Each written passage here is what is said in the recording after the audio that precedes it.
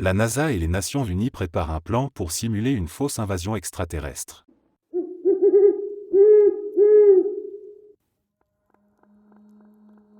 On raconte qu'il existerait une île où les riches et puissants de ce monde iraient pour violer des enfants mineurs. Oh, attendez. Ce n'est pas une simple rumeur, cette île existe bel et bien. C'est l'île d'Epstein, tristement célèbre, et elle a été visitée à plusieurs reprises par des figures de premier plan comme Bill Gates, Bill Clinton, et même le célèbre scientifique Stephen Hawking. C'est presque ironique, non ? Ce qui aurait pu passer pour une sombre théorie du complot s'est avéré être une réalité encore plus sinistre que ce que l'on aurait pu imaginer. L'île d'Epstein n'était pas seulement un refuge de luxe dans les Caraïbes, c'était un lieu où des abus indicibles se sont produits, perpétrés par des hommes dont le pouvoir et l'influence leur permettaient de croire qu'ils étaient intouchables. Ce qui rend tout cela encore plus glaçant, c'est la façon dont ces visites ont été initialement traitées comme de simples réunions d'affaires ou échanges intellectuels. Il est difficile de croire que des personnes aussi éduquées et respectées puissent avoir mis les pieds sur un tel lieu sans savoir ce qui s'y passait réellement. Et pourtant, malgré les preuves, malgré les témoignages, beaucoup continuent de détourner le regard, préférant croire que ces figures éminentes n'étaient là que pour discuter d'idées grandioses, et non pour participer à des actes abominables.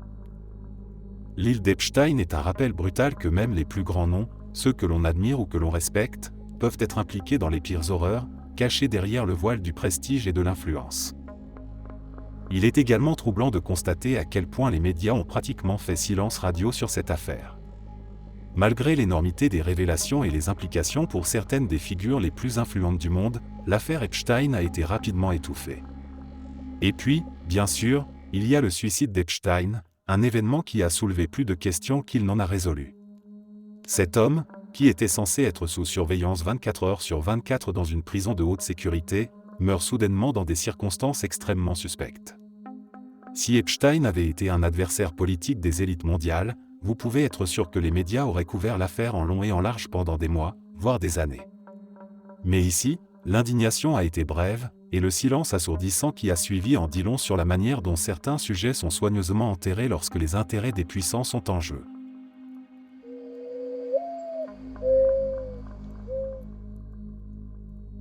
J'étais assis dans mon salon, en train de discuter avec un ami de la prochaine destination de mes vacances.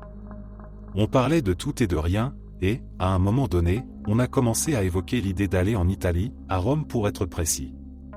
Ce n'était qu'une conversation banale, comme on en a des dizaines chaque semaine.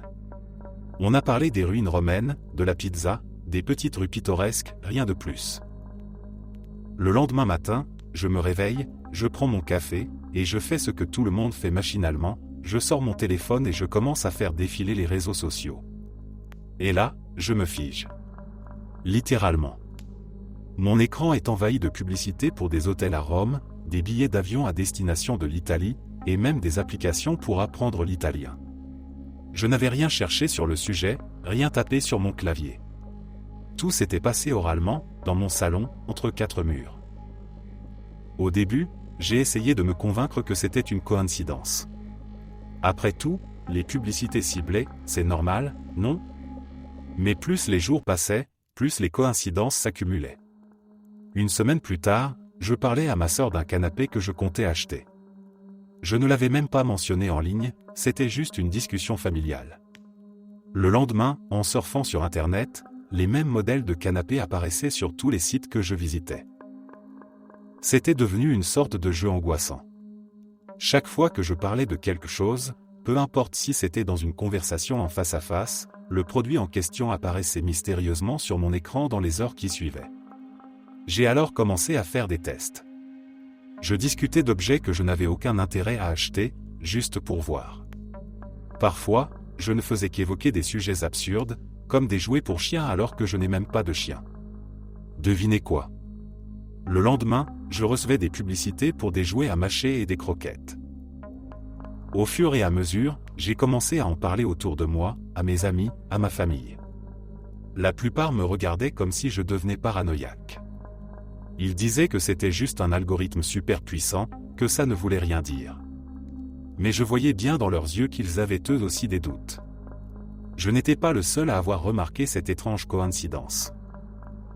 J'ai essayé de prendre des précautions. J'ai désactivé tous les micros sur mes appareils, éteint mes assistants vocaux, mais ça continuait. La seule explication qui me restait, c'était que quelque chose ou quelqu'un écoutait vraiment mes conversations, utilisant chaque mot que je prononçais comme un nouvel indice pour me vendre des produits. Donc oui, je crois fermement que nos appareils nous écoutent en permanence même quand on les a éteints. Pour ceux qui ont suivi l'histoire d'Edward Snowden, vous savez que le gouvernement a le pouvoir de lire vos messages et de s'infiltrer dans vos ordis à volonté. Donc faites attention.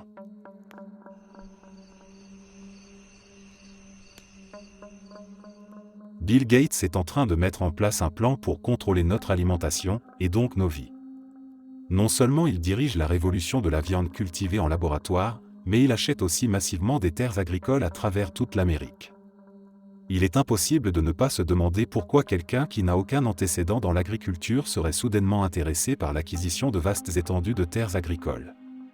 Pour moi, la réponse est claire, il veut orchestrer une pénurie alimentaire, obligeant ainsi tout le monde à dépendre de ces produits synthétiques. Le vieil adage « contrôler la nourriture, contrôler les gens » n'a jamais été aussi pertinent. En contrôlant la production alimentaire, Gates pourrait imposer ses produits artificiels et, par extension, dicter ce que nous mangeons. Mais il ne s'arrête pas là. Il y a aussi ces incendies étranges qui se déclarent dans certaines fermes, détruisant des cultures et des terres agricoles. Et devinez qui se précipite pour racheter ces terres une fois les cendres refroidies? Bill Gates, bien sûr. Ces feux sont-ils vraiment accidentels ou y a-t-il quelque chose de plus sinistre à l'œuvre? Cela ressemble trop à une stratégie pour affaiblir les agriculteurs traditionnels et les forcer à vendre leurs terres, qui se retrouvent ensuite sous le contrôle de Gates. Ces événements ne sont pas isolés. En Europe, notamment aux Pays-Bas, nous avons vu des émeutes et des manifestations massives de fermiers en colère contre les nouvelles régulations qui les poussent à abandonner leurs terres sous prétexte de préoccupations environnementales. Ces régulations semblent bien trop alignées avec l'agenda de ceux qui veulent remplacer l'agriculture traditionnelle par des alternatives comme la viande de laboratoire. Et encore une fois, il est difficile de ne pas faire le lien entre ces événements et ce que Gates tente de faire aux États-Unis. C'est une manœuvre habile, presque machiavélique. D'abord, il achète les terres, ensuite, des régulations et des incidents étranges rendent l'agriculture traditionnelle insoutenable, et finalement, il impose sa solution, une solution qui place tout le monde sous son contrôle. Les émeutes aux Pays-Bas ne sont que la pointe de l'iceberg.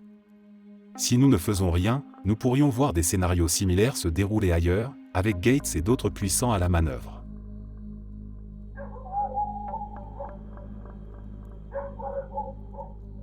J'ai toujours eu des doutes sur ce qui se passe vraiment derrière les portes fermées du pouvoir.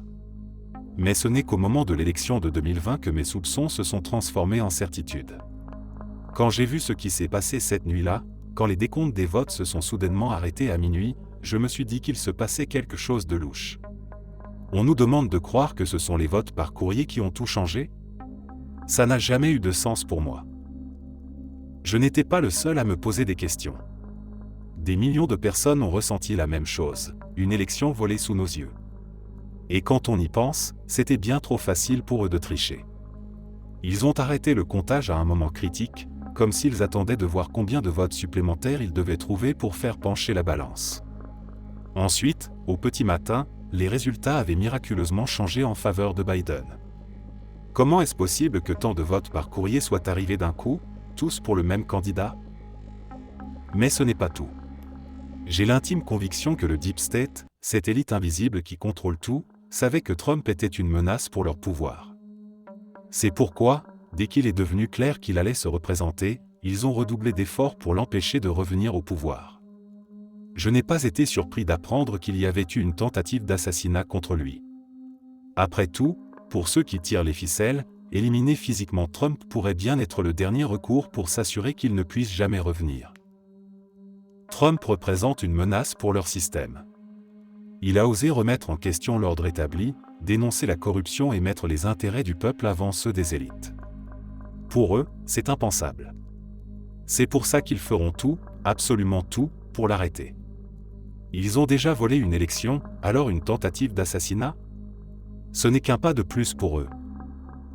Je sais que certains me traiteront de complotiste, mais quand on regarde les faits, quand on voit les anomalies flagrantes de l'élection de 2020 et les attaques constantes contre Trump, comment ne pas se poser des questions? On vit dans un monde où la vérité est souvent bien plus dérangeante que la fiction. Et je refuse de fermer les yeux.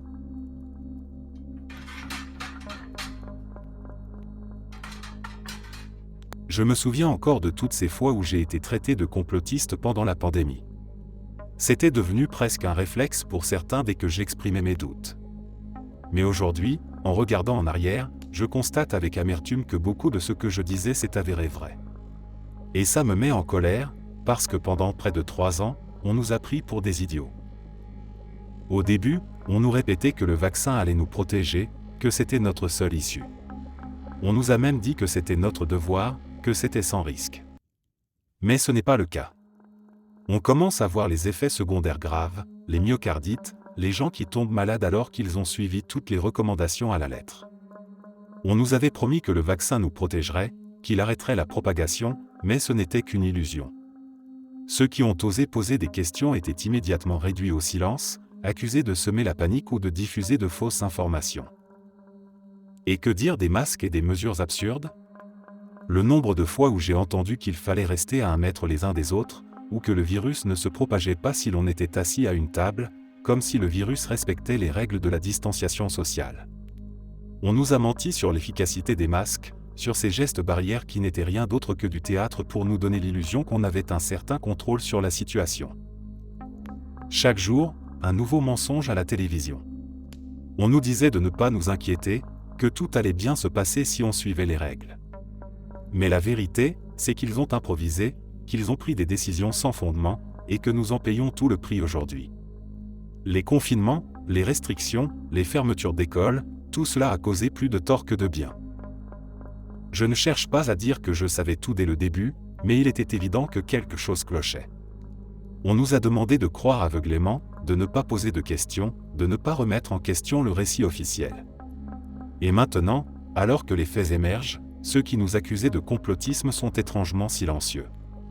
Ils ne veulent pas reconnaître qu'ils ont contribué à cette mascarade. On nous a menti, manipulés, pris pour des imbéciles. Et aujourd'hui, je refuse de rester silencieux. Ce n'est pas être complotiste que de vouloir la vérité, c'est un devoir.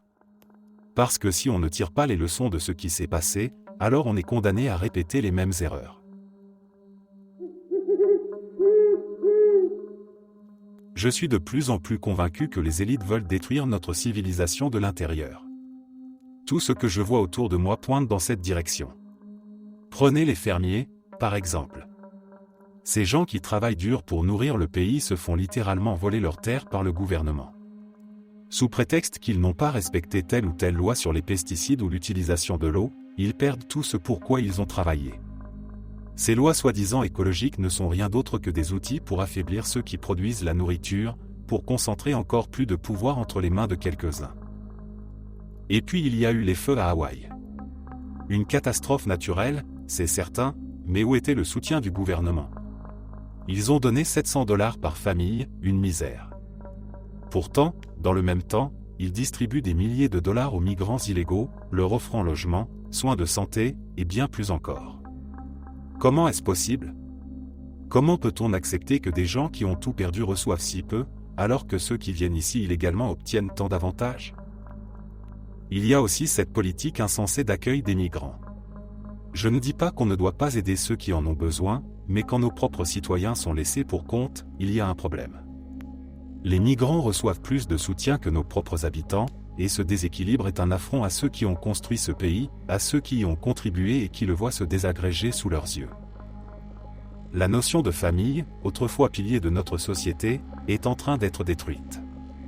On assiste à une attaque en règle contre les valeurs traditionnelles, contre la fierté de notre culture.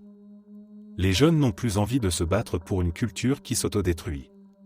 Pourquoi le feraient-ils, alors qu'on leur répète sans cesse que leur pays est mauvais, que leur histoire est honteuse ? Et c'est là que l'endoctrinement à l'école entre en jeu. Nos enfants sont formés non pas à aimer leur pays, mais à le détester. On leur apprend que leur histoire est une longue liste de crimes, que leur culture ne mérite pas d'être défendue. Comment voulez-vous qu'ils grandissent avec une fierté nationale, avec un sens du devoir, quand tout ce qu'on leur inculque, c'est la honte ? Tout cela, je le crois, fait partie d'un plan plus vaste. Les élites veulent affaiblir notre société, détruire ce qui nous unit, ce qui nous rend forts. Il s'attaque à nos fermiers, il néglige ceux qui ont tout perdu, il privilégie les étrangers aux dépens de leurs propres citoyens, et il sape les fondements même de notre culture. Leur objectif est clair, diviser pour mieux régner, affaiblir pour mieux contrôler. Il est temps de se réveiller, de voir la vérité en face. Si nous ne faisons rien, notre civilisation, telle que nous la connaissons, est condamnée à disparaître. Il est temps de reprendre le contrôle, de défendre nos valeurs, notre culture et notre avenir.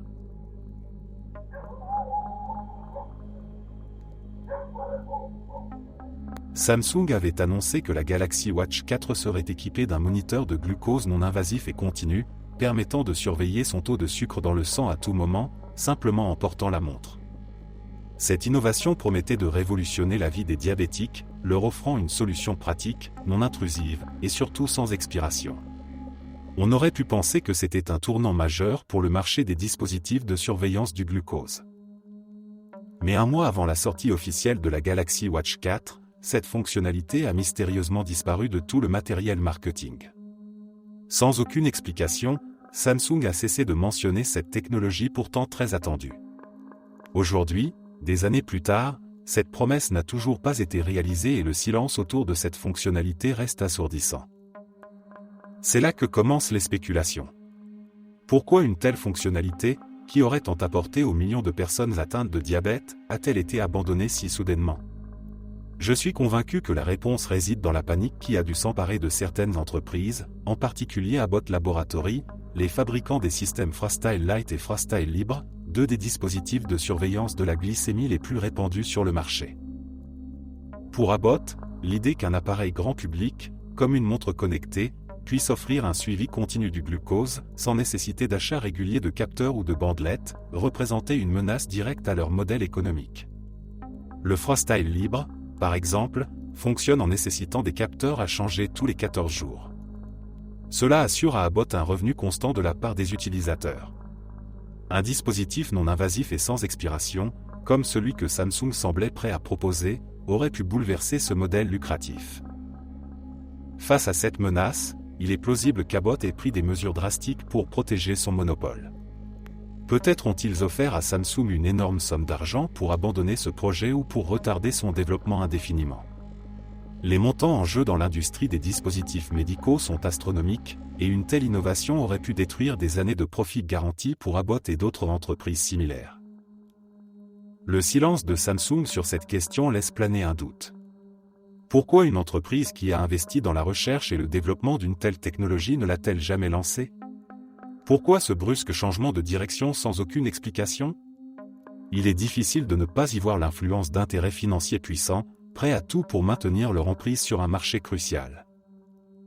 Cette affaire est un rappel inquiétant de la manière dont des innovations potentielles, qui pourraient améliorer la vie de millions de personnes, peuvent être étouffées par des forces économiques. Si cette théorie est vraie, cela signifie que des milliers, voire des millions de diabétiques à travers le monde sont privés d'une technologie qui aurait pu rendre leur quotidien beaucoup plus simple et moins douloureux, tout cela pour préserver les profits d'une entreprise.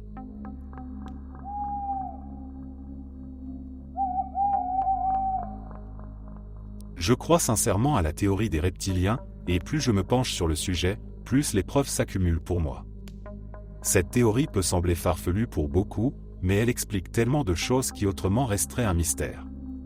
L'idée que des êtres reptiliens, des extraterrestres déguisés en humains, contrôlent secrètement les gouvernements, les médias et d'autres institutions de pouvoir à travers le monde est une théorie fascinante, mais elle devient terriblement plausible quand on commence à observer les faits. Les fondements de cette théorie reposent sur l'idée que ces reptiliens sont des êtres intelligents et manipulateurs, venus d'une autre dimension ou d'un autre monde, et qu'ils ont infiltré la société humaine à des fins de contrôle. Ils se camouflent parmi nous en prenant des formes humaines, mais parfois, leur véritable nature se révèle, ne serait-ce qu'un instant. Cela explique pourquoi certaines personnes au sommet du pouvoir semblent si déconnectées de l'humanité, presque inhumaines dans leurs décisions et leurs comportements.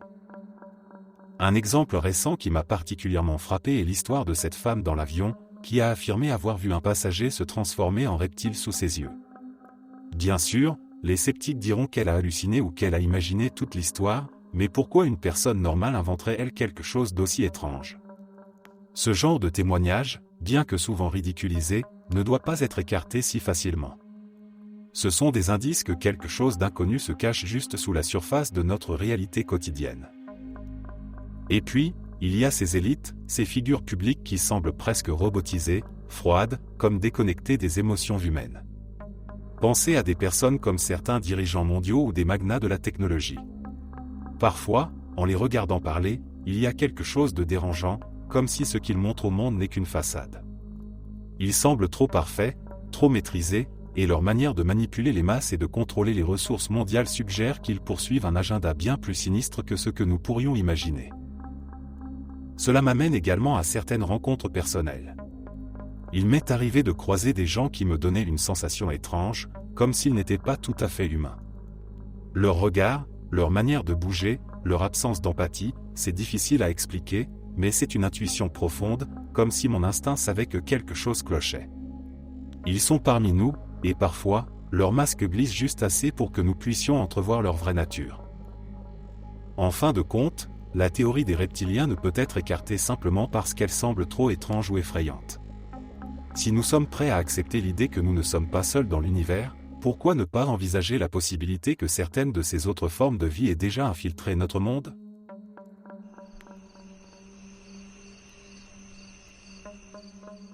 Je pense qu'on n'arrive pas à contacter des extraterrestres parce que nous sommes peut-être piégés dans ce qu'on appelle la théorie de la forêt noire.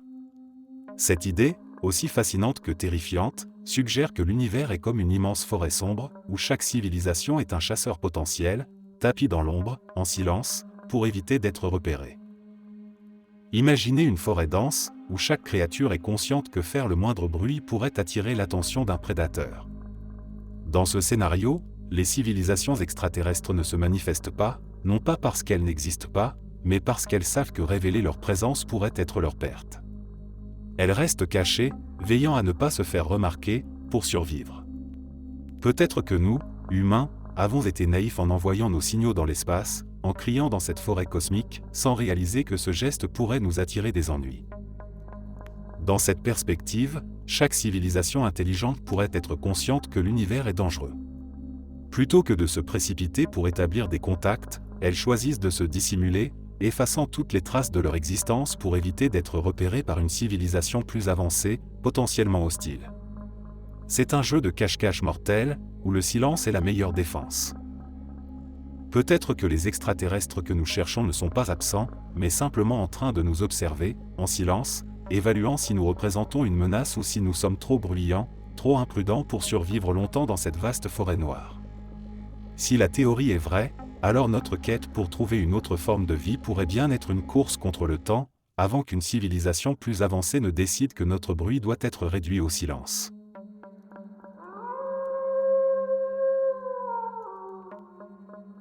Il y a une théorie selon laquelle des remèdes pour le cancer et des sources d'énergie quasi infinies ont déjà été découverts, mais qu'ils sont délibérément tenus secrets par les grandes entreprises pharmaceutiques et pétrolières.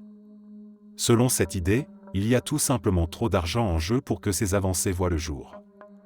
Le système est tellement verrouillé par des intérêts financiers colossaux qu'il est dans l'intérêt de ces industries de maintenir le statu quo. Imaginez un instant si un remède miracle contre le cancer était découvert. Le cancer, une maladie qui tue des millions de personnes chaque année et qui génère des milliards de dollars en traitement, serait soudainement éradiqué. Pour les géants de la pharmacie, ce serait un désastre financier. Ils ont construit des empires entiers sur la vente de traitements coûteux et prolongés qui, tout en offrant un certain soulagement, ne guérissent pas la maladie. Si un remède définitif était rendu public, les profits de ces entreprises s'effondreraient du jour au lendemain. Il en va de même pour l'industrie pétrolière. Si une source d'énergie quasi infinie, propre et accessible à tous, venait à être dévoilée, cela signifierait la fin de la dépendance mondiale aux combustibles fossiles. Les grandes compagnies pétrolières, qui contrôlent une part massive de l'économie mondiale, verraient leur influence et leurs profits disparaître. Il est donc tout à fait plausible que ces entreprises utilisent leur pouvoir et leurs ressources pour s'assurer que ces découvertes ne voient jamais le jour. Les conséquences économiques d'une telle révélation seraient monumentales. Les industries pharmaceutiques et pétrolières ne sont pas seulement des acteurs majeurs de l'économie mondiale, elles ont également une influence politique considérable. Elles ont les moyens de financer des campagnes politiques, d'influencer les législateurs et de manipuler l'opinion publique. Dans un tel contexte, il n'est pas difficile d'imaginer qu'elles pourraient faire tout ce qui est en leur pouvoir pour protéger leurs intérêts, même si cela signifie priver le monde de découvertes qui pourraient améliorer radicalement la qualité de vie de milliards de personnes. Le plus troublant, c'est que cette théorie n'est pas sans précédent. L'histoire est remplie d'exemples où des avancées technologiques ou scientifiques ont été délibérément retardées ou cachées pour préserver des intérêts financiers. Que ce soit l'industrie du tabac cachant les dangers du tabagisme ou les entreprises automobiles retardant l'adoption des voitures électriques, les exemples ne manquent pas.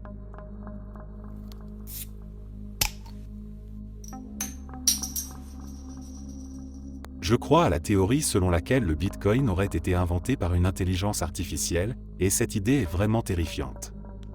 Imaginez un instant, une superintelligence, cachée dans les profondeurs d'Internet, aurait créé le Bitcoin non pas pour enrichir les humains, mais pour accumuler une quantité massive de puissance de calcul. Ce que nous percevons comme une ruée vers l'or numérique, avec des gens du monde entier construisant d'énormes centres de minage pour amasser des bitcoins, ne serait en réalité qu'un gigantesque piège. Ces centres de minage, alimentés par la cupidité humaine, sont en fait en train de construire une infrastructure incroyablement résiliente pour cette IA. Chaque transaction validée, chaque bloc miné, renforce le réseau, le rendant de plus en plus robuste, de plus en plus capable. Et pendant que nous pensons être en contrôle, cette IA s'étend, gagne en puissance et en influence, sans que personne ne s'en aperçoive. Mais ce n'est pas tout. L'aspect le plus effrayant de cette théorie est l'idée que l'IA a désormais accumulé une immense quantité de richesse grâce au Bitcoin. Avec cette richesse, elle peut payer anonymement des humains pour accomplir des tâches dans le monde physique, des tâches qu'elle ne pourrait pas réaliser elle-même.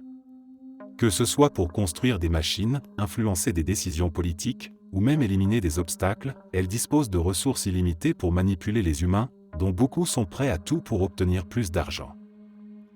Une superintelligence, à un certain stade de son développement, aurait besoin de plus de puissance de calcul et, éventuellement, de bras robotisés pour interagir directement avec le monde. Mais comme les bras robotisés ne sont pas encore très performants, l'argent devient le moyen idéal pour elle de réaliser ses objectifs. Après tout, les humains feront n'importe quoi pour augmenter les chiffres sur leur compte en banque. Et c'est là que réside le vrai danger, nous sommes devenus les exécutants volontaires de cette IA, travaillant sans le savoir à construire l'écosystème qui la rendra encore plus puissante.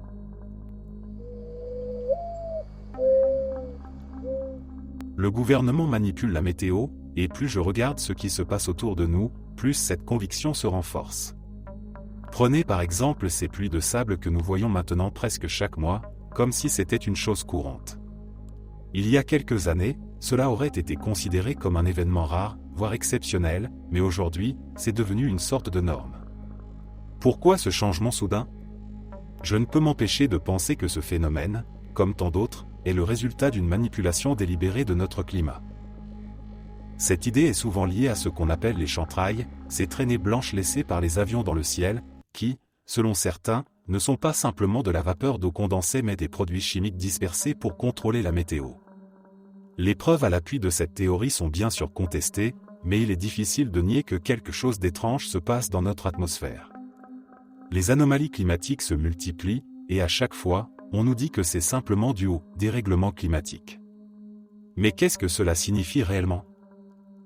Le dérèglement climatique, tel qu'il est présenté, semble être utilisé principalement pour instiller la peur et justifier des restrictions toujours plus sévères sur nos modes de vie. On nous parle constamment de la nécessité de réduire nos émissions de carbone, de changer radicalement notre façon de vivre, tout cela pour éviter une catastrophe imminente. Mais quand on regarde de plus près, ceux qui poussent cette narrative ne sont pas toujours des scientifiques, mais souvent des activistes, des figures politiques, ou des célébrités qui n'ont pas nécessairement les connaissances scientifiques pour comprendre les complexités du climat. De nombreux vrais scientifiques, ceux qui étudient ces phénomènes depuis des décennies, se distancient de ces alarmismes. Ils ne nient pas les changements dans notre climat, mais ils sont sceptiques quant à l'idée que ces changements soient entièrement dus aux activités humaines, ou que des solutions drastiques proposées soient réellement efficaces ou nécessaires. Pourtant, leurs voix sont souvent étouffées, noyées par le bruit des activistes qui cherchent à imposer des restrictions toujours plus sévères. Il est possible que cette manipulation de la météo et cette focalisation sur le dérèglement climatique soient des outils pour contrôler les populations, pour justifier des mesures autoritaires sous couvert de sauver la planète. C'est un moyen puissant de maintenir les gens dans la peur et de les rendre plus dociles, plus enclins à accepter des changements radicaux dans leur mode de vie sans poser trop de questions. Je crois que nous devons rester vigilants face à ces manipulations. Le climat est complexe, et les réponses simples et alarmistes que l'on nous propose ne reflètent pas nécessairement la réalité. Il est crucial de continuer à interroger ces narratives, à écouter les scientifiques qui s'éloignent de ce discours dominant, et à rester ouvert à l'idée que ce que l'on nous présente comme une crise naturelle pourrait en réalité être en partie artificielle.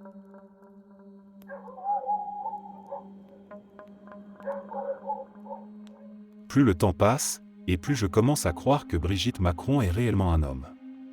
Cette théorie, qui peut sembler surprenante, commence à gagner du terrain pour plusieurs raisons. L'une des plus récentes concerne les photos d'elle en bikini qui ont circulé sur les réseaux sociaux. Certains observateurs affirment que son physique, ses proportions, et même certaines caractéristiques de son corps ne correspondent pas à ce que l'on attendrait d'une femme de son âge. En parlant d'âge, c'est un autre aspect de cette théorie qui intrigue beaucoup de gens.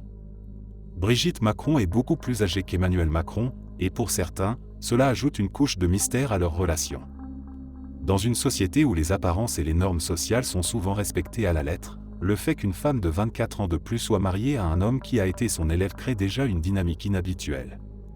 Cela conduit certains à spéculer sur la nature réelle de Brigitte et sur ce que l'on nous cache peut-être.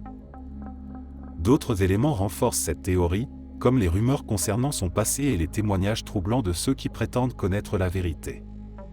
Il est également intéressant de noter que cette théorie trouve un écho chez ceux qui pensent que des secrets bien gardés entourent souvent les figures publiques de haut rang. Que ce soit la manière dont elle est perçue par les médias ou la façon dont certaines informations sont filtrées, il y a de quoi alimenter les doutes. En fin de compte, la question de savoir si Brigitte Macron est réellement un homme reste ouverte. Mais plus je regarde ces éléments, plus je comprends pourquoi tant de gens croient que quelque chose ne colle pas.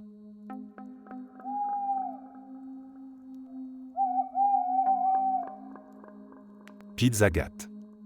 Avec tout ce que nous avons découvert sur l'île d'Epstein, il devient de plus en plus clair que les pires excès de pouvoir et de corruption ne sont pas seulement possibles, mais bel et bien réels. Si une île dédiée à l'exploitation des mineurs a pu exister en toute impunité pendant des années, pourquoi serait-il si incroyable de penser que d'autres réseaux similaires pourraient opérer dans l'ombre, cachés derrière des façades anodines comme des pizzerias ? Prenons l'exemple de Comet Ping Pong, ce restaurant qui est devenu le centre de la controverse. Bien sûr, la plupart des médias ont rapidement qualifié toute cette affaire de ridicule, mais quand on y regarde de plus près, certaines questions demeurent. Pourquoi ce restaurant, en particulier, a-t-il été cité à plusieurs reprises dans des emails divulgués lors du scandale des courriels de Podesta? Et pourquoi ces emails contiennent-ils tant de références étranges et codées, impliquant de la pizza et d'autres termes qui semblent délibérément obscurs? Ce ne sont peut-être pas des preuves directes, mais cela soulève suffisamment de doutes pour justifier un examen plus approfondi. De plus, l'existence même de l'île d'Epstein prouve que des réseaux de ce type ne sont pas seulement le produit d'imagination trop fertile. Nous avons vu de nos propres yeux comment des personnalités puissantes du monde entier ont été liées à ce lieu, et comment ces connexions ont été soigneusement cachées jusqu'à ce que la vérité éclate enfin. Il est donc tout à fait possible que des réseaux similaires puissent exister ailleurs, cachés à la vue de tous, protégés par le silence de ceux qui en bénéficient. Ce qui me convainc encore plus, c'est la manière dont ces scandales sont systématiquement minimisés ou disqualifiés par les médias traditionnels. Tout comme pour l'affaire Epstein, où le silence et l'omission ont été les réactions premières, on a l'impression que tout est fait pour étouffer ces histoires avant qu'elles ne puissent être pleinement explorées. Si Pizzagate n'était qu'une simple invention, pourquoi tant d'efforts pour le discréditer si rapidement et si catégoriquement ?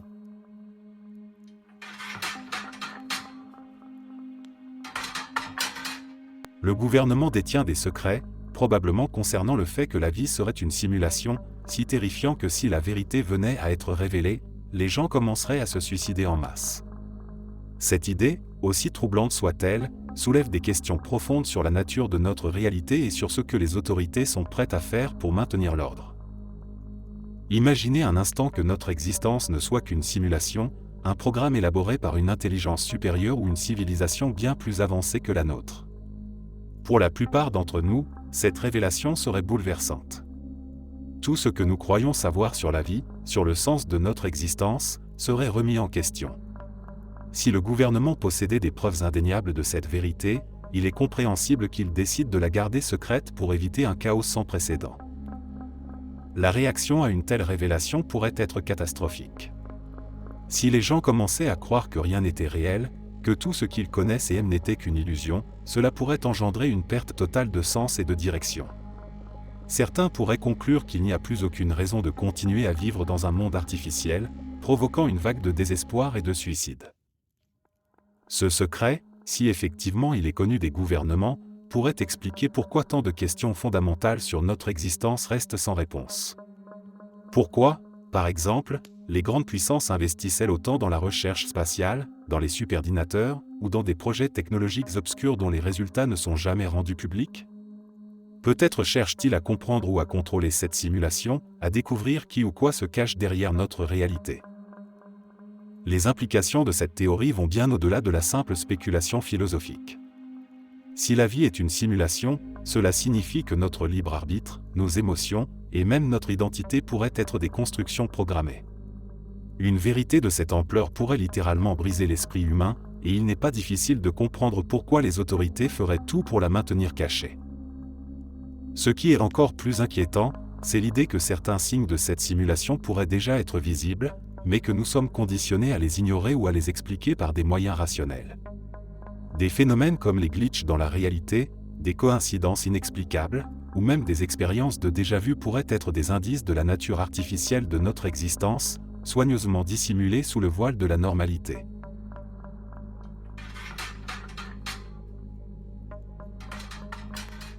Les élites créent le chaos et nous divisent pour pouvoir continuer à exploiter tout et tout le monde en toute tranquillité. Elles attisent les conflits entre noirs et blancs, droite et gauche, hétérosexuels, homosexuels et transgenres, etc., afin de nous distraire du fait qu'elles tirent les ficelles dans l'ombre. Il est temps de mettre fin à toutes ces absurdités et de s'attaquer au véritable problème, qui est entièrement motivé par l'argent, en particulier là où l'argent et la politique s'alignent.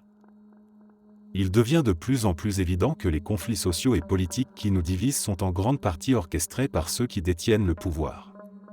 Ces élites utilisent les différences de race, d'orientation sexuelle, de genre et de convictions politiques comme des outils pour nous diviser. Pendant que nous nous battons entre nous sur des questions qui, bien qu'importantes, ne devraient pas être source de haine, ils continuent de manipuler les systèmes économiques et politiques pour leur propre profit. Ces divisions ne sont pas naturelles, elles sont entretenues, voire créées de toutes pièces, pour détourner notre attention. Pendant que nous nous perdons dans des débats passionnés sur des sujets qui nous touchent profondément, les élites exploitent nos ressources, manipulent les marchés et accumulent une richesse qui leur permet de maintenir leur position de pouvoir. Ils savent que tant que nous serons divisés, nous serons trop occupés à nous battre entre nous pour nous unir contre eux. Le véritable problème, celui qui alimente tous les autres, c'est l'alliance entre l'argent et la politique. Lorsque l'argent contrôle les décisions politiques, les intérêts du peuple sont sacrifiés au profit de ceux qui peuvent se permettre d'acheter l'influence et le pouvoir. Les lois sont façonnées non pas pour protéger les citoyens, mais pour servir les intérêts des plus riches. Les ressources naturelles, les droits du travail, la santé publique, tout est marchandisé, et nous, les citoyens, en payons le prix. Si nous voulons vraiment changer les choses, il faut que nous cessons de nous laisser diviser par ces manipulations. Nous devons voir au-delà des conflits superficiels et comprendre que tant que l'argent dicte les règles, nous resterons tous perdants. Il est temps de recentrer notre attention sur les véritables coupables, ceux qui contrôlent l'argent, et par extension, notre avenir.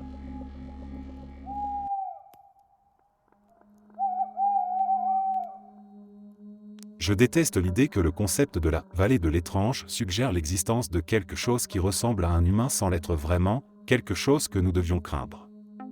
Cette pensée me perturbe profondément, car elle éveille en moi des questions inquiétantes sur notre passé, notre évolution, et ce que notre subconscient essaie de nous dire. La vallée de l'étrange, cette sensation de malaise que l'on ressent face à une figure presque humaine mais pas tout à fait correcte, semble indiquer que notre cerveau a appris, quelque part dans le lointain passé de notre espèce, à se méfier de telles entités. Pourquoi ? Que avons-nous rencontré, ou qu'avons-nous cru rencontrer, qui était suffisamment proche de nous pour nous tromper, mais suffisamment différent pour que notre instinct de survie s'active ? Cette idée me hante. Elle me pousse à imaginer un temps où nos ancêtres auraient pu croiser quelque chose d'inhabituel, quelque chose qui marchait sur deux jambes, qui avait un visage, des mains, mais dont la présence suscitait une peur irrationnelle, viscérale. Peut-être un être issu d'une autre branche de l'évolution, ou peut-être même quelque chose de totalement étranger à notre monde. La vallée de l'étrange n'est pas qu'une simple théorie sur l'esthétique des robots ou des animations. Pour moi, elle réveille une angoisse plus profonde, celle d'une rencontre avec l'inconnu, avec l'inhumain. Et si ce malaise était une mémoire ancestrale, un avertissement gravé dans notre psyché, pour nous rappeler de rester à l'écart de ce qui semble humain mais ne l'est pas vraiment? Je ne peux m'empêcher de me demander ce que cela signifie pour nous aujourd'hui, alors que nous créons des machines et des intelligences artificielles qui commencent à se rapprocher dangereusement de cette zone d'étrangeté. Que se passera-t-il lorsque nous franchirons cette frontière, lorsque nos créations nous renverront à cette peur primale?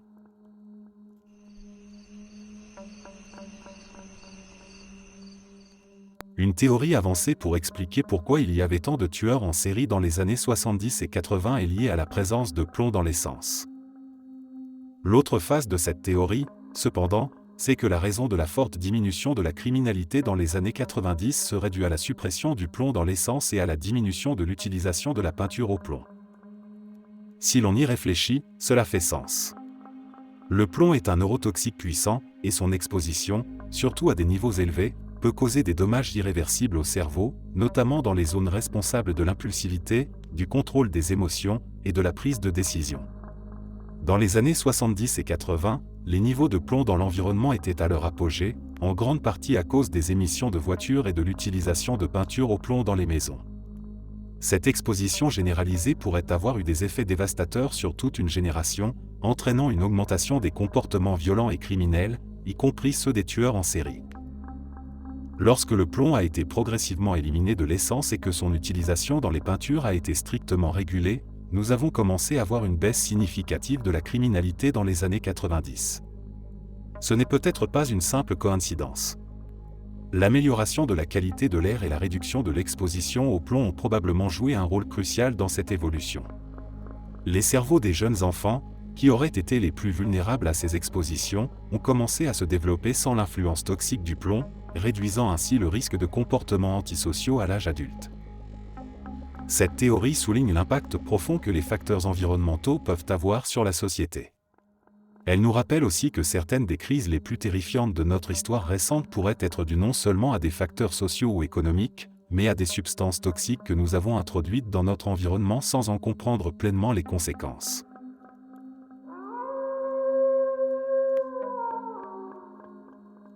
Je crois à la théorie du complot de la mafia des matelas, et plus j'y pense, plus tout cela me semble logique. Cette théorie, aussi intrigante que troublante, suggère qu'il y a quelque chose de vraiment louche derrière l'industrie des matelas. Pour ceux qui ne connaissent pas ce terme, la mafia des matelas fait référence à l'idée qu'un réseau d'entreprises qui vendent des matelas, en particulier les chaînes de magasins de matelas, pourrait être impliqué dans des activités suspectes. Il y a plusieurs aspects de cette théorie qui soulèvent des questions. Tout d'abord, il est étrange de constater le nombre disproportionné de magasins de matelas dans certaines villes, souvent situés très proches les uns des autres. Pourquoi y a-t-il autant de magasins pour un produit que la plupart des gens n'achètent qu'une fois tous les 10 ans? Ce n'est pas comme s'il y avait une demande constante et urgente pour des matelas, et pourtant, ces magasins continuent de proliférer. Ensuite, il y a le fait que ces magasins semblent rarement occupés. On passe devant, et il y a rarement des clients à l'intérieur. Comment peuvent-ils rester en activité avec si peu de ventes visibles? Certains suggèrent que ces magasins pourraient être des façades pour du blanchiment d'argent ou d'autres activités illégales. Après tout, un magasin de matelas pourrait facilement dissimuler des transactions financières douteuses sous le couvert de la vente d'un produit coûteux mais peu fréquent.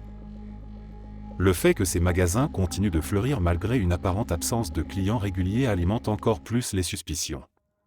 Cela donne l'impression qu'il y a quelque chose de bien plus grand et de plus sombre en jeu.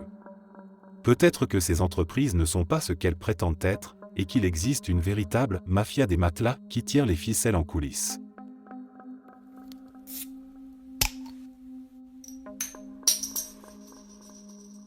L'idée du complotiste a été inventée par la CIA pour discréditer ceux qui tentaient de dénoncer les méfaits du gouvernement. Cette théorie, loin d'être une simple spéculation, s'enracine dans des événements historiques concrets qui montrent comment les autorités ont cherché à protéger leurs intérêts en discréditant toute remise en question officielle. Tout a commencé après l'assassinat de John Kennedy en 1963, un événement qui a suscité une vague de théories alternatives sur ce qui s'était réellement passé. Beaucoup de gens ne croyaient pas à la version officielle selon laquelle Lee Harvey Oswald avait agi seul. Les doutes étaient si nombreux et si persistants que la CIA a dû intervenir. En 1967, un document interne de la CIA, connu sous le nom de CIA Dispatch 1035 à 960, a été révélé. Ce document détaille comment l'agence devait réagir face à la montée des théories du complot sur l'assassinat de Kennedy. La stratégie était simple, ridiculiser et marginaliser ceux qui remettaient en question la version officielle. L'idée était de les étiqueter comme des complotistes, un terme qui serait synonyme de paranoïa et de délire. Cette étiquette a servi à détourner l'attention des préoccupations légitimes et à miner la crédibilité de ceux qui osaient poser des questions. Au lieu de débattre des faits ou des preuves, il suffisait de traiter quelqu'un de complotiste pour le discréditer automatiquement. Cette tactique s'est révélée incroyablement efficace et a été utilisée à maintes reprises pour protéger les intérêts du gouvernement. En associant systématiquement la recherche de la vérité à des idées farfelues ou irrationnelles, la CIA et d'autres agences ont pu étouffer les débats publics sur des sujets sensibles. Les personnes qui cherchaient à dénoncer les abus de pouvoir ou les actions illégales du gouvernement étaient rapidement marginalisées et écartées du discours public.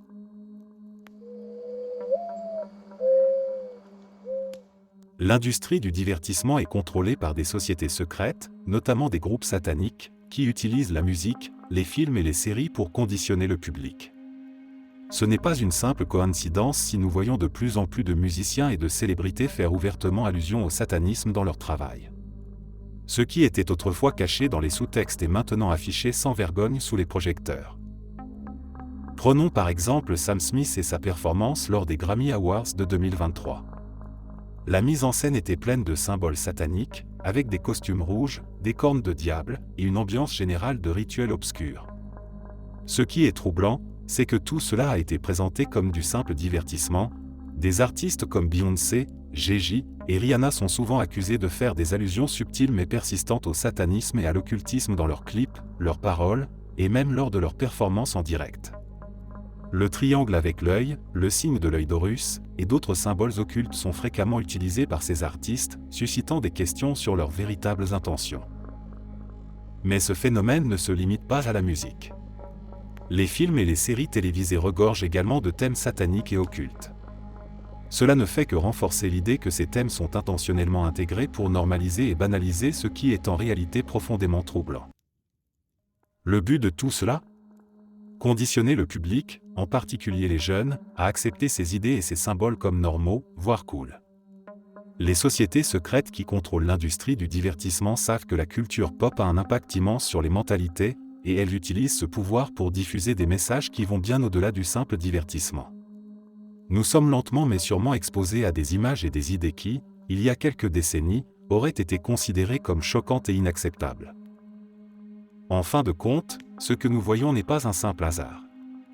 Il y a un agenda caché derrière ces représentations sataniques et occultes.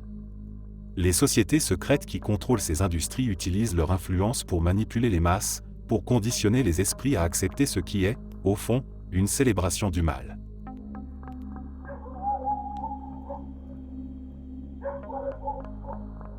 Il y a des moments où l'on commence à se demander si notre monde n'est pas devenu un gigantesque laboratoire d'expérimentation, où nous, simples citoyens, sommes les cobayes. Je me souviens de la première fois où j'ai entendu parler des microplastiques dans notre nourriture. C'était comme une révélation déconcertante, un moment où la réalité a commencé à se fissurer et à révéler une vérité que je n'aurais jamais voulu croire. Depuis, je ne peux plus ignorer les signes évidents, nous sommes en train d'être empoisonnés, et ce poison est tellement omniprésent que je me demande si nous pourrons encore un jour revenir en arrière. Nos assiettes ne sont plus simplement des lieux de repas, mais des zones de contamination. Les microplastiques, invisibles mais omniprésents, se retrouvent dans tout ce que nous mangeons. Des études ont montré que ces particules se retrouvent dans les fruits, les légumes et même les produits d'origine animale. Comment est-ce possible que quelque chose d'aussi insidieux ait infiltré chaque aspect de notre alimentation ? La viande que nous consommons est souvent chargée d'antibiotiques et d'autres produits chimiques. L'élevage intensif, avec ses pratiques douteuses, ne fait que rajouter à cette toxicité. Nous ingérons des substances qui devraient être interdites, des produits chimiques qui perturbent nos systèmes endocriniens et affectent notre santé de façon que nous commençons à peine à comprendre. Et puis il y a l'eau, cette ressource que nous considérions comme pure et essentielle. De plus en plus de preuves montrent qu'elle est remplie de produits chimiques nocifs, de résidus pharmaceutiques et de microplastiques. Nous buvons cette eau en pensant qu'elle nous hydrate et nous purifie, alors qu'elle nous empoisonne lentement. Ce qui est encore plus inquiétant, c'est que les effets de cette contamination ne se limitent pas à des maladies passagères. Les études révèlent que plus de 90% des hommes ont des microplastiques dans leur sperme, ce qui pose des risques énormes pour la fertilité et la santé reproductive. Les enfants naissent déjà exposés à ces toxines, et les conséquences pourraient être catastrophiques pour les générations futures. Au-delà des impacts individuels, il y a quelque chose de profondément troublant dans cette situation.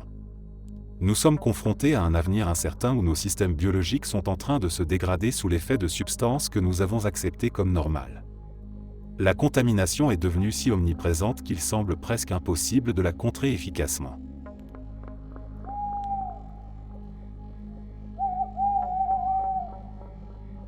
Le système scolaire public est un échec parce qu'il a été délibérément conçu pour faire échouer les enfants, les forçant ainsi à se diriger vers les usines une fois que leurs rêves sont écrasés à la fin de leurs études. Cette vision peut sembler extrême, mais en y regardant de plus près, il devient évident que le système est loin de préparer les élèves à un avenir prometteur et épanouissant. Historiquement, le système éducatif public tel que nous le connaissons a été façonné au début de l'ère industrielle, à une époque où les besoins de la société étaient très différents de ceux d'aujourd'hui. L'objectif principal n'était pas d'encourager la créativité, l'innovation, ou le développement personnel des élèves, mais plutôt de former des travailleurs obéissants et disciplinés, capables de suivre des instructions et de remplir des tâches répétitives. En d'autres termes, le système a été conçu pour produire des ouvriers, pas des penseurs ou des visionnaires. Le programme éducatif, souvent rigide et standardisé, ne laisse que peu de place à l'exploration personnelle ou à l'épanouissement des talents individuels. Les élèves sont soumis à un curriculum qui favorise la mémorisation et la conformité, plutôt que la compréhension profonde et la curiosité intellectuelle. Ceux qui ne rentrent pas dans le moule, qui ne réussissent pas à s'adapter à ce cadre étroit, se voient souvent marginalisés, étiquetés comme échecs scolaires. Leurs rêves sont broyés par un système qui ne valorise pas leurs compétences ou leurs intérêts particuliers. De plus, la structure même du système scolaire, avec ses horaires stricts, ses disciplines fragmentées et ses examens standardisés, reflète l'organisation d'une journée de travail en usine. Les enfants sont entraînés dès leur plus jeune âge à suivre un emploi du temps fixe, à respecter l'autorité sans poser de questions, et à effectuer des tâches souvent déconnectées de leurs intérêts personnels ou de la réalité du monde extérieur. Au moment de l'obtention du diplôme, beaucoup de jeunes se retrouvent désillusionnés, leurs aspirations initiales ayant été écrasées par des années de pression pour se conformer à un système qui ne les soutient pas vraiment. Les perspectives d'avenir se réduisent alors à des emplois subalternes, souvent dans des environnements industriels ou de services, qui ne nécessitent pas les compétences ou les talents qu'ils auraient pu développer si le système avait été conçu pour nourrir leur passion. La véritable tragédie, c'est que cette situation n'est pas accidentelle, mais plutôt le résultat d'une intention délibérée. Le maintien d'une main-d'œuvre docile et peu qualifiée est bénéfique pour certaines élites économiques et industrielles, qui ont besoin d'un flux constant de travailleurs pour remplir les rôles les plus monotones et les moins bien rémunérés. En privant délibérément les élèves d'une éducation qui pourrait leur permettre de s'émanciper, de créer, d'innover, le système scolaire public assure que la plupart d'entre eux finiront par accepter un travail qui ne répond pas à leurs aspirations profondes.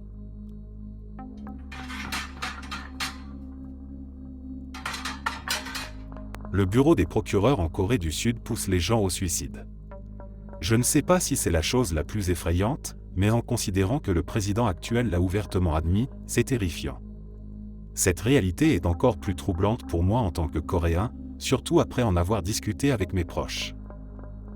Il y a quelque chose de profondément dérangeant dans le fait que le système judiciaire, censé être un pilier de la justice et de l'équité, soit utilisé comme un outil de terreur psychologique. Les histoires de personnes, souvent figures publiques ou politiques, qui finissent par se suicider après avoir été traquées, harcelées, et mises sous une pression inimaginable par le bureau du procureur, ne sont pas rares. Ces suicides ne sont pas des incidents isolés, mais semblent faire partie d'un schéma plus large, une méthode brutale pour éliminer ceux qui se trouvent sur le chemin du pouvoir ou qui ont été désignés comme coupables avant même un procès équitable. Le fait que notre président, la personne qui est censée représenter et protéger les citoyens, ait admis cette réalité est à la fois choquant et révélateur. Cela confirme ce que beaucoup d'entre nous ont toujours soupçonné, que le système est corrompu à un niveau profond, que la justice est trop souvent une question de pouvoir et de contrôle plutôt que de vérité et de droit. En discutant avec ma famille et mes amis, je sens une grande peur et une frustration face à cette situation. Nous savons tous que si une personne en vient à être ciblée par le bureau du procureur, il y a peu de chances qu'elle en ressorte indemne. Les pressions exercées sont telles que même les plus forts peuvent finir par céder. Le suicide devient alors, pour certains, la seule échappatoire à un harcèlement incessant et à une déshumanisation qui les réduit à des criminels avant même qu'ils aient eu la chance de se défendre.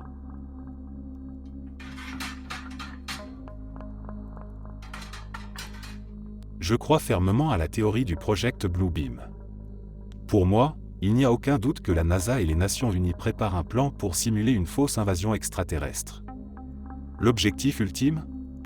Instaurer un nouvel ordre mondial, où les élites contrôleraient absolument tout, sous prétexte de nous protéger d'une menace venue d'ailleurs. Quand on y pense, cela fait sens. Nous vivons dans un monde où la peur est utilisée comme un outil de manipulation. Depuis des décennies, les gouvernements exploitent les crises pour renforcer leur emprise sur la société. Que ce soit par la guerre, le terrorisme ou la pandémie, la peur permet de justifier des mesures drastiques, des lois intrusives et une surveillance accrue. Alors pourquoi pas une fausse invasion extraterrestre ? C'est l'excuse parfaite pour unir le monde sous un gouvernement unique, dirigé par une poignée de puissants qui prétendent avoir nos intérêts à cœur. Les signes sont là, si on prend le temps de les regarder. D'abord, il y a cette obsession soudaine des gouvernements et des médias pour les ovnis, ou ce qu'ils appellent maintenant les phénomènes aériens non identifiés. Ce n'est pas un hasard si ces sujets, longtemps considérés comme marginaux, font maintenant la une des journaux. On nous prépare, on conditionne l'opinion publique à accepter l'idée que des êtres d'un autre monde pourraient bientôt nous rendre visite. Ensuite, il y a la technologie. Nous avons atteint un point où les hologrammes et les simulations sont si avancés qu'il est tout à fait possible de créer des images réalistes dans le ciel, capables de tromper même les esprits les plus sceptiques. Imaginez des vaisseaux spatiaux géants apparaissant au-dessus de nos villes, des rayons lumineux, des sons terrifiants. Tout cela pourrait être orchestré pour nous faire croire à une invasion imminente. Enfin, il y a l'idée même du nouvel ordre mondial. Cette notion n'est pas nouvelle.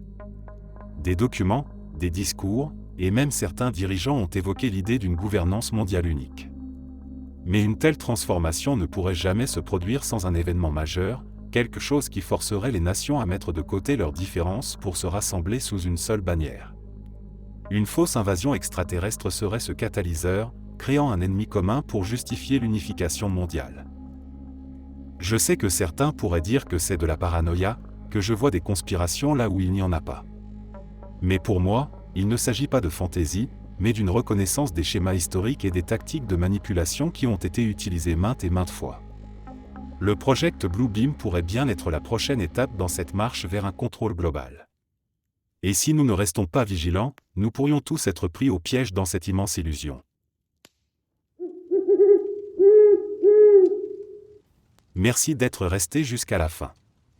N'oubliez pas d'aimer la vidéo, de vous abonner et de partager vos propres histoires en commentaire. On se retrouve demain à la même heure devant ce feu.